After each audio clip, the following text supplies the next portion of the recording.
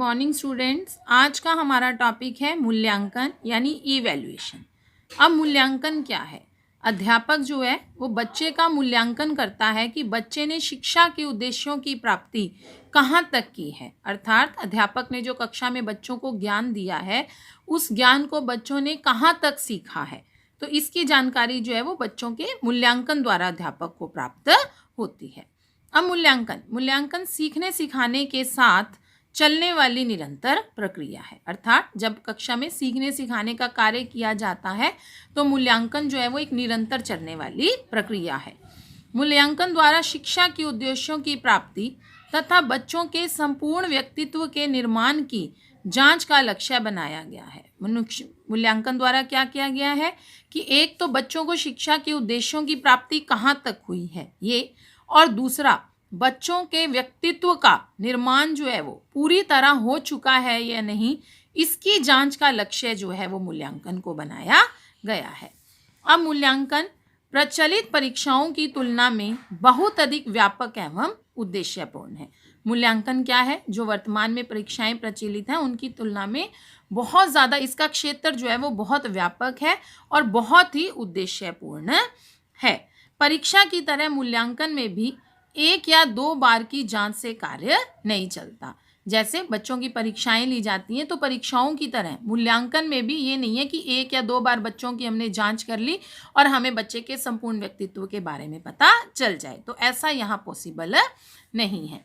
तो मूल्यांकन की प्रक्रिया क्या है? एक सतत प्रयास है। सतत मतलब निरंतर लगातार किया जाने वाला प्रयास है, जिसके द्वारा अध्यापक और विद्यार्थीगण दोनों परिश्रम तथा शैक्षिक प्रगति की मात्रा का अंकन करते रहते हैं।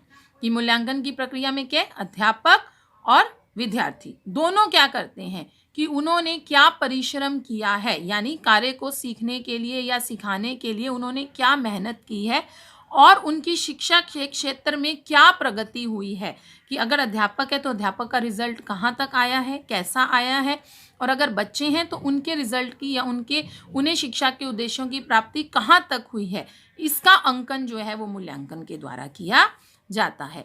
तो मूल्यांकन एक व्यापक, व्यवस्थित और उद्देश्यपूर्ण प्रक्रिया है। मूल्यांकन का क्षेत्र जो है वो एक बहुत विस्तृत है। ये जो प्रक्रिया होती है व्यवस्थित होती है और उद्देश्यपूर्ण प्रक्रिया है, जिससे कि समग्र मानवीय क्षमताओं और व्यक्ति के व्यवहार का निर्णय पता चलता है। क्या है मूल्यांकन? एक व्यापक, व्यवस्थित और उद्देश्यपूर्ण क्रिया है, जिससे यह पता चलता है कि बच्चे के अंदर मानवीय क्षमताओं का विकास कितना हुआ है और उसका व्यवहार जो है वो किस प्रकार का बन गया है, उसके व्यवहार में कहाँ तक परिवर्तन हुआ है, इसके बारे में निर्णय जो है वो मूल्यांकन के द्वारा मिलता है। जैसे एक चिकित्सक है, वो अपनी औषधि का मूल्यांकन जो है वो रोगी के रोग बढ़ने या घटने से करता है। कि जो डॉक्टर है, डॉक्टर जब दवाई देता है अपने पेशेंट को तो उसे पता चलता है ना, अगर उसका रोगी ठीक हो रहा है, उस मतलब बिल्कुल एकदम सही हो गया, तो यानी उसका इलाज जो है वो बिल्कुल सही है, या उसका रोग जो है वो बढ़ रहा है, वो ठीक नहीं हो रहा, तो उसे पता चल जाता है कि जो उसने औषधि दी है या जो उसने मेडिसिन दी है वो सही तरह से काम कर रही है या नहीं। तो इसी प्रकार शिक्षक भी अपने अध्यापक का मूल्यांकन जो है वो बालकों में होने वाले अपेक्षित व्यवहारगत परिवर्तनों से करता है। तो टीचर भी क्या करता है, उसने बच्चे को जो टीचिंग करवाई है या जो कार्य सिखाया है उसका मूल्यांकन अध्यापक कैसे करेगा? बच्चे के व्यवहार में जो परिवर्तन होंगे उससे उसे अपने कार्य का मूल्यांकन हो सकता है। तो बालक का सर्वांगीण विकास उसी समय संभव है जब वह सीखे हुए ज्ञान को व्यवहार में लाए। कि बालक का सर्वांगीण विकास कब होगा? तभी संभव होगा जब उसने जो ज्ञान सीखा है अध्यापक के द्वारा उस ज्ञान को वो अपने व्यवहार में लाए। अतः मूल्यांकन जो है वो किसी भी वस्तु, विषय, व्यक्ति तथा स्थिति का मूल्य अंकन करने का वैज्ञानिक प्रकरण है। और मूल्यांकन क्या है? एक निरंतर लगातार चलने वाली प्रक्रिया है। क्लियर? अब है परिभाषा। अब कोठारी आयोग क्या कहता है? कोठारी आयोग के अनुसार मूल्यांकन एक निरंतर चलने वाली प्रक्रिया है। यह समस्त शिक्षा क्रम का एक महत्वपूर्ण अंग है। ये संपूर्ण जो शिक्षा प्रक्रिया है हमारी, उसका एक बहुत इम्पोर्टेंट पार्ट है। क्यों? क्योंकि यह जो प्रक्रिया है वो निरंतर चलती रहती है, ताकि इससे पता चल सके कि शिक्षा के उद्देश्यों की प्राप्ति जो है वो कहाँ तक हुई है, और इस प्रकार इसका शैक्षिक प्राप्य उद्देश्यों से घनिष्ठ संबंध है। क्लियर? नेक्स्ट, इसके बाद है जेम्स एम ली के अनुसार। जेम्स एम ली के अनुसार मूल्यांकन क्या है? मूल्यांकन विद्यालय, कक्षा तथा स्वयं के द्वारा निर्धारित शैक्षिक उद्देश्यों को प्राप्त करने के संबंध में छात्रों की प्रगति की जांच है। मूल्यांकन क्या है? विद्यालय या एक कक्षा या बच्चा स्वयं के द्वारा निर्धारित जो शिक्षा के उद्देश्य हैं वो कहाँ तक प्राप्त हुए हैं, उनके संबंध में छात्रों की प्रगति की जांच है। मूल्यांकन का मुख्य प्रयोजन यानी मूल्यांकन का जो मुख्य उद्देश्य है वो क्या है? छात्रों को सीखने की प्रक्रिया को अग्रसर एवं निर्देशित करना है। इसका मुख्य प्रयोजन क्या बताया गया है? बच्चे के जो सीखने की प्रक्रिया है उसे अग्रसर और उसे निर्देशित करना है। इस प्रकार मूल्यांकन एक नकारात्मक प्रक्रिया न होकर एक सकारात्मक प्रक्रिया है। मूल्यांकन क्या है? ये एक नेगेटिव प्रोसेस नहीं है, ये एक कैसा प्रोसेस है? ये हमारे पास एक सकारात्मक पक्ष है कि बच्चे को मूल्यांकन से ये पता चलता है कि उसे और कहाँ सुधार की आवश्यकता है। क्लियर? नेक्स्ट है मूल्यांकन के उद्देश्य, कि हम जो मूल्यांकन करने जा रहे हैं इसके पीछे हमारा क्या उद्देश्य है।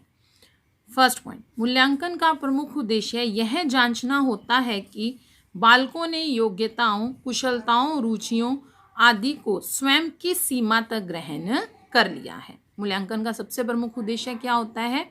यह जांच करना कि बालक ने अपनी योग्यताओं, उनकी जो कार्य के क्षेत्र में जो उसकी कुशलता है वो, और उनकी जो विषय के प्रति, अध्ययन के प्रति जो रुचि है, उनको स्वयं किस सीमा तक ग्रहण कर लिया है। अर्थात उनका जो इंटरेस्ट है वो उस सब्जेक्ट के प्रति कहाँ तक पहुँच गया है। नेक्स्ट, छात्रों की कठिनाइयों, विफलताओं और सफलताओं का निर्धारण करना, कि बच्चे जो हैं अध्ययन के किस क्षेत्र में उन्हें कठिनाई उत्पन्न हो रही है, कहाँ उन्हें विफलता आ रही है यानी उन्हें सफलता नहीं मिल पा रही, या सफलता का कौन सा क्षेत्र है जो उनका बढ़ गया है, का निर्धारण जो है इसके अंतर्गत किया जाता है। तथा सीमाओं एवं दोषों को भी जानना, कि उनकी जो कोई भी अध्ययन का जो क्षेत्र है उसकी क्या सीमा है और उसके अंदर क्या क्या दोष आ रहे हैं उनको उस काम को करने में, उनके बारे में उन्हें जानकारी मिलती है।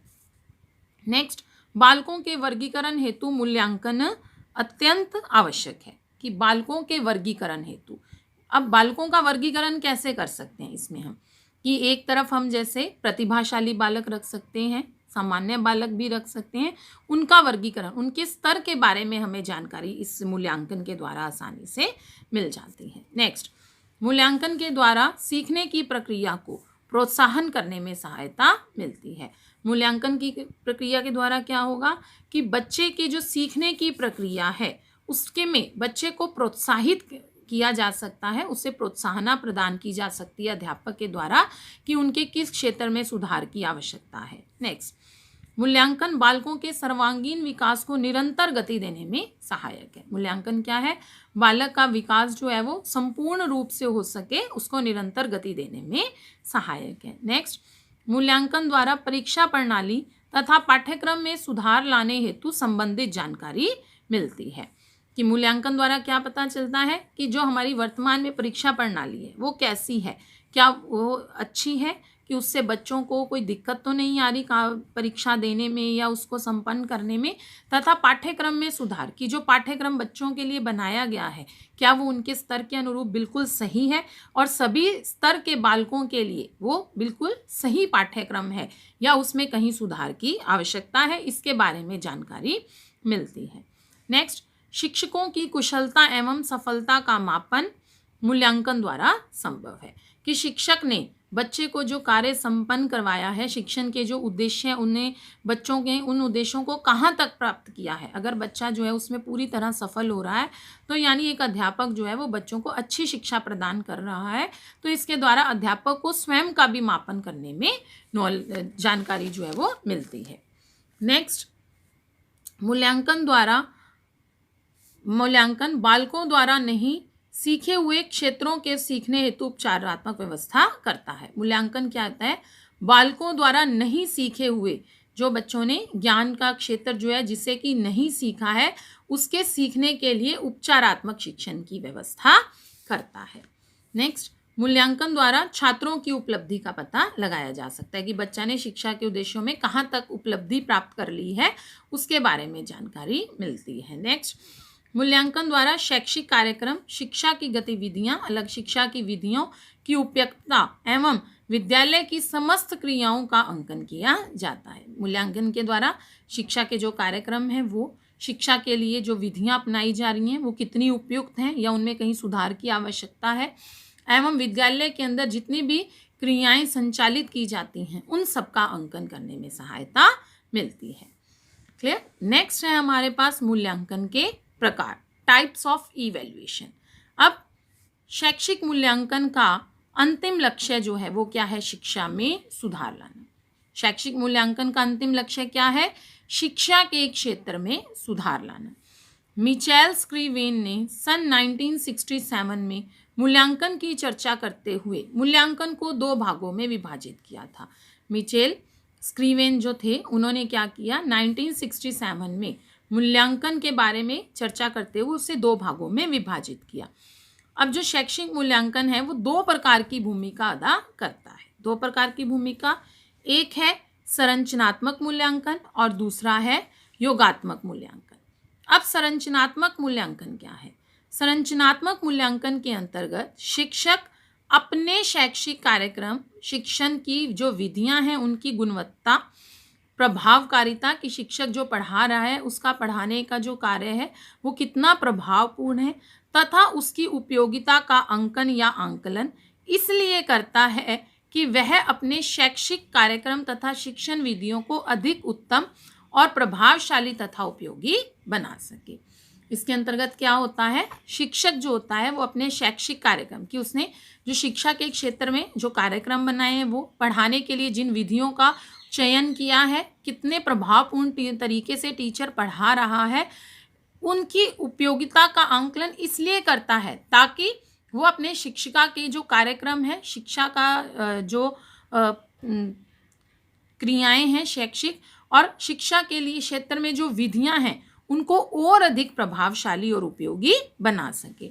अब संरचनात्मक मूल्यांकन इसलिए करना आवश्यक होता है कि शिक्षण विधि व शैक्षिक कार्यक्रम को अंतिम रूप देने से पूर्व इसमें वांछित सुधार किया जा सके। संरचनात्मक मूल्यांकन करना क्यों आवश्यक हो जाता है? कि शिक्षा के क्षेत्र में जो विधियां अध्यापक द्वारा बनाई जा रही हैं और उनके द्वारा जो शिक्षा के लिए कार्यक्रम तय किए जा रहे हैं उनको अंतिम रूप देने से पूर्व उसमें जहां भी सुधार की आवश्यकता है उसमें पहले ही यह सुधार किया जा सके। तो इस प्रकार यदि किसी नवीन शिक्षण विधि का विकास करना है तो शिक्षक उस शिक्षण विधि का प्रयोग सर्वप्रथम छात्रों के प्रतिनिधि समूह या न्यायदर सैंपल पर करता है और इस प्रकार प्राप्त आंकड़ों के मूल्यांकन द्वारा वह इस निष्कर्ष पर पहुंचने का प्रयास करता है कि नवीन शिक्षण विधि कितनी सार्थक एवं उपयोगी है। अध्यापक क्या करता है कि उसे मान लीजिए कोई नई शिक्षण विधि को वो अपना रहा है शिक्षा के क्षेत्र में, तो उसको अपनाने से पहले उसको वो क्या करता है, जो छोटे से छात्रों का एक समूह है उनके एक सैंपल के ऊपर उसको ट्राई करके देखता है कि क्या उसे अच्छे रिजल्ट प्राप्त हो रहे हैं या नहीं। तो उन जो उसे आंकड़े प्राप्त हो रहे होते हैं मूल्यांकन के द्वारा, उन आंकड़ों के आधार पर वह यह निर्णय लेता है कि जो नई शिक्षण विधि उसने ट्राई की है, जो वो शिक्षा जगत के क्षेत्र में लाना चाहता है, वह शिक्षण विधि बच्चों के लिए कितनी सार्थक एवं उपयोगी है। अगर वह बहुत अधिक अच्छी, सार्थक और उपयोगी है तो उसी के आधार पर उसे शिक्षा के क्षेत्र में लाने का प्रयास किया जाता है। नेक्स्ट, पाठ की किसी इकाई का शिक्षण समाप्त करने के बाद शिक्षक छात्रों के समक्ष कुछ ऐसे प्रश्नों को प्रस्तुत करता है जिससे यह जानकारी प्राप्त होती है कि छात्रों ने उस इकाई को कितना सीखा है। कि जब टीचर जो है जो चैप्टर पढ़ा रहा होता है चैप्टर के लास्ट में आ जाता है, लास्ट में आने के बाद अध्यापक जो है वो बच्चों से कुछ प्रश्न पूछता है जो उसने प्रकरण पढ़ाया है या जो टॉपिक या यूनिट कंप्लीट करवाई है उससे रिलेटेड वो बच्चों से क्वेश्चन पूछता है और उसके आधार पर उसे पता चलता है कि जो यूनिट जो इकाई उन्होंने बच्चों को पढ़ाई है उससे बच्चों ने किस स्तर तक प्राप्त किया है। तो इससे शिक्षक को यह जानकारी मिल जाती है कि उसकी जो शिक्षण विधि है वो कितनी प्रभावपूर्ण है और बच्चों से फीडबैक प्राप्त करके अध्यापक जो है वो अपनी शिक्षण विधि में आवश्यकता अनुसार परिवर्तन कर सकता है। कि जब अध्यापक ने बच्चों से प्रश्न पूछे, अगर बच्चों ने बहुत अच्छे से जवाब दिया, इसका मतलब कि बच्चों को ज्ञान की प्राप्ति अच्छे स्तर तक हो चुकी है और इसके लिए अध्यापक ने जो शिक्षण विधि का प्रयोग किया था वो काफ़ी प्रभावपूर्ण है। तो उसे फीडबैक मिल गया ना कि उन्होंने एक अच्छी विधि से बच्चों को पढ़ाया है, या उसे लगा कि बच्चों ने अच्छे जवाब नहीं दिए तो उन्हें लगा कि वो अपनी शिक्षण विधि में उन्हें सुधार करना चाहिए, यानी उसे कहीं ना कहीं अध्यापक को अपनी शिक्षण विधि में सुधार की आवश्यकता है। तो अध्यापक जो है वो आवश्यकता अनुसार अपनी शिक्षण विधि में परिवर्तन भी कर सकता है। अतः शिक्षक जब कक्षा में शिक्षण करते समय प्रश्नों द्वारा सीखने वाले छात्रों की उपलब्धि का मूल्यांकन करता है तो इससे संरचनात्मक मूल्यांकन करते हैं। क्या हो गया संरचनात्मक मूल्यांकन?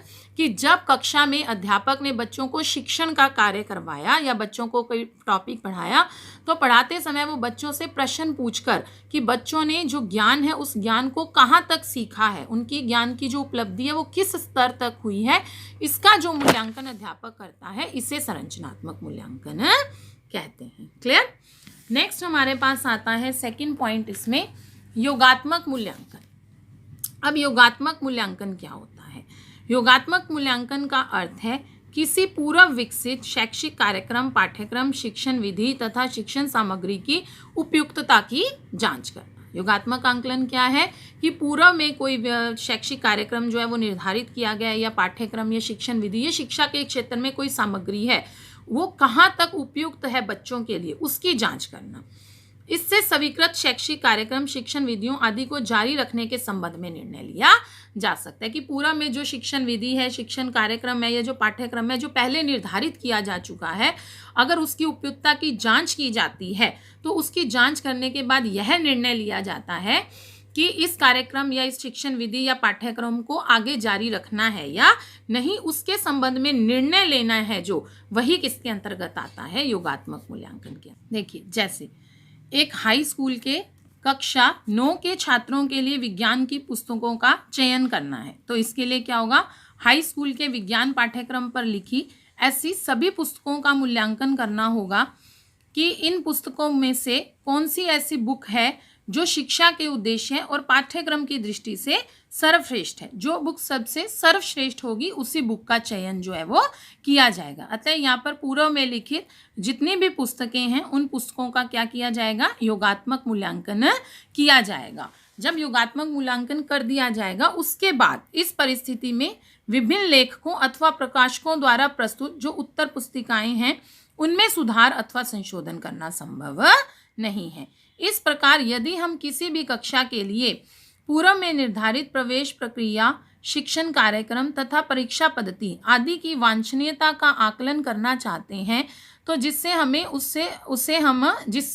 उसे हम आगामी वर्षों में भी जारी रख सकते हैं, तो इसके लिए योगात्मक मूल्यांकन करना आवश्यक है। वो क्या कह रहा है कि अगर हम चाहते हैं कि जो हमारे वर्तमान में प्रवेश प्रक्रिया निर्धारित है और शिक्षा के जो कार्यक्रम है या हमारी जो शिक्षा की पद्धति है, अगर हम उन सब का आकलन करना चाहते हैं और हम चाहते हैं कि वो आगे कई वर्षों तक लगातार जारी रहे जो हमारा कार्यक्रम है प्रवेश प्रक्रिया का या शिक्षा के जो कार्यक्रम है, तो इसके लिए योगात्मक मूल्यांकन किया जाना आवश्यक है। क्लियर?